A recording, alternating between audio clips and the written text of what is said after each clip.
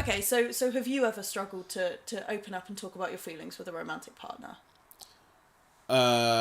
W- mm, Not struggle, but I just I didn't open up as quickly as she did. So what I mean is, if she opened up about stuff, if we've been dating for a month, then she opened up about quite a bit of stuff. I probably wouldn't open up that level of stuff until maybe 3 or 4 months in. Okay, why is that? Because I like to think that I'm very good at articulating my emotions. I wouldn't be afraid to articulate how I felt about something within the relationship, but if it's something opening up about like a dark past of mine or something, ultimately it's about trust. It's about trust. I think you know it's the same reason, because for most guys, if they see a girl that's attractive, he doesn't even have to talk to her. He would have sex with her, right?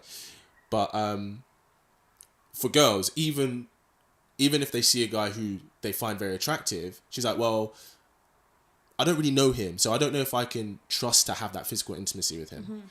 And for guys, it's the same, but it's just the emotions. Like, the emotional intimacy part is, I say women are the gatekeepers for physical intimacy, and guys are the gatekeepers for emotional intimacy, and that's all about building trust.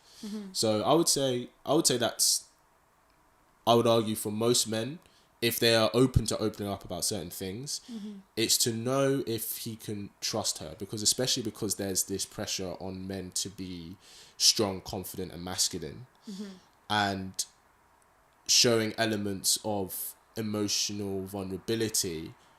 Not every girl is going to welcome that. So I think a lot of the time guys will see, okay, is this somebody that I can trust that part of me with? Because if she is, then I'll open up. Yeah, it's just establishing trust, really, for the main reason. Yeah, I would say it's interesting that you talk about women need to feel like they can trust men for the physical side. Because I would say a lot of what informs that is actually this sense of we're very physically vulnerable to 100%. the strength of men. Okay, Yeah. I don't think you can deny that most men, and I used to be a powerlifter, right? So like even when I was doing powerlifting, it was like if I was up against your regular man, perhaps maybe Yeah. I could go, I could out squat him, say perhaps. Yes. But and yeah, so maybe if I was up against someone who didn't strength train or whatever, okay, on paper I'm physically stronger than them, sure. Yeah. But even then, there's still a thing of, well, as soon as you really start to get to someone who's like taller than me, the leverages are longer, like even for women who are physically strong, Yes. you can't deny that most men are still going to outpower you, at least in upper body strength. Yeah, there's a biological advantage men have. Yeah, so I would say that because women have this physical vulnerability much more, I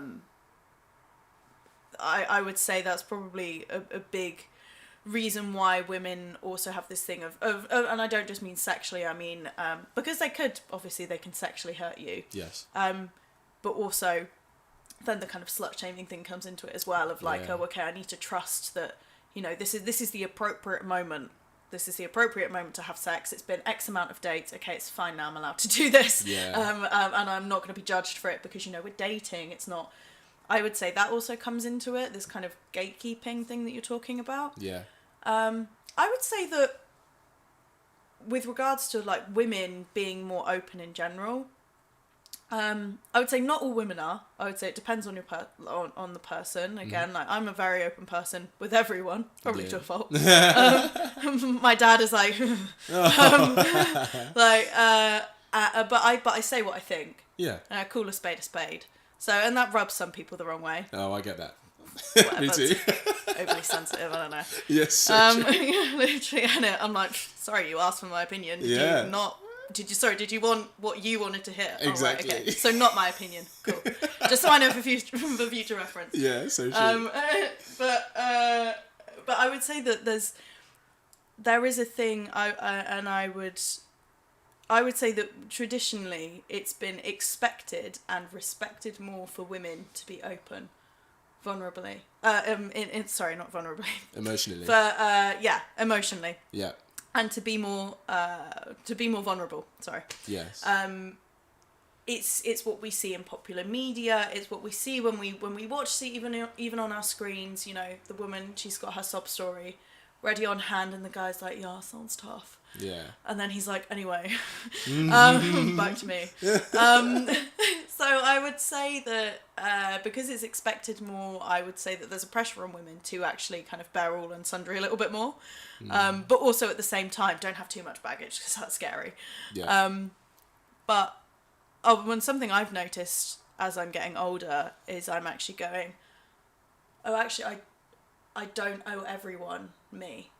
True. Not everyone deserves to know everything about me. Yes. Actually, my openness is a really good quality. Yeah. It makes me a really effective communicator.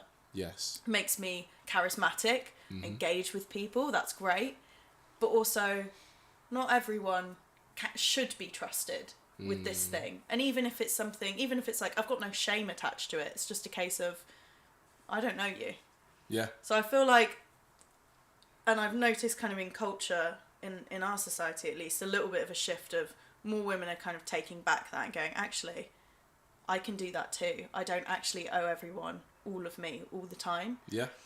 I've noticed this, and what you were saying with guys, when I say, like, you know, I feel like I can ask this question and I know the answer mostly already. What you said is approximately about what my inclination of it is, and in terms of, especially, we see, you know, and this is the other thing I'd say about patriarchy, it harms men a lot. Because men are victims of a lot. Yeah, because then it's like, then they feel this pressure that they have to be strong or they can't talk about stuff.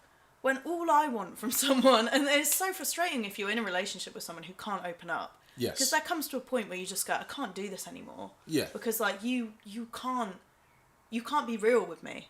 Yeah. Like how can I fuck with you if you can't be honest with me? Yeah. I would definitely say I think for men dominate the physicality domain, right? Which is why you're saying when it comes to having sex, there needs to be an element of trust because he can physically dominate you. Yeah. And I'd say women dominate the emotional domain because women are definitely more socially and emotionally capable and adapted as a general note more than men are.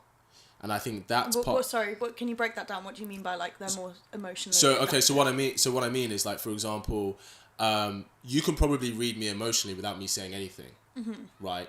Definitely better than most guys could. Like reading subtle cues, picking up on other people's emotions. Generally more emotionally intelligent, and being more emotionally intelligent comes with being able to articulate yourself emotionally and express yourself in an adequate way.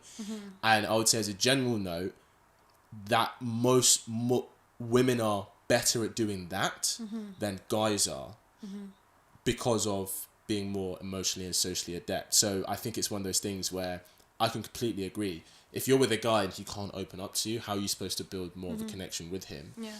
But I don't think it's necessarily unnatural, necessarily a bad thing that maybe in this domain within the relationship, that's where women tend to lead more because, you know, we know men will push the physical and will try to lead in the sexual realm. And if you want to have sex with him, then that's great.